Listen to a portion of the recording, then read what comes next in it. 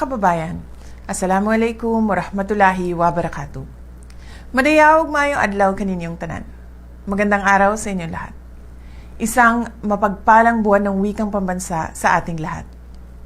Ang ating wika ang kaluluwa ng ating kultura, tulay ng ating pagkakaisa at salamin ng ating kasaysayan. Ngayong taon, binigyang diin natin ang temang Wikang Filipino at AI, kasangkapan sa pananaliksik at tulay sa yaman ng impormasyon.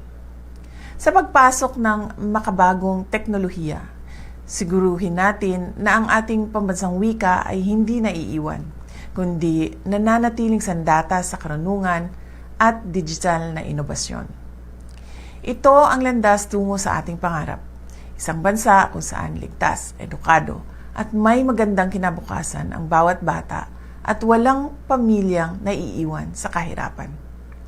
Para sa ating mga kababayan at mga OFW, alam kong walang hihigit sa kapanatagan na marinig ang ating sariling wika sa dayuhang lupain. Ang ating wika, ang inyong tahanan, saan man kayo mapadpad. Kaya naman, sabay-sabay nating ipagdiwang ang ating pagka-Filipino gamit ang tinig ng nagbibigay buhay sa ating lahi saan man tayo sa mundo.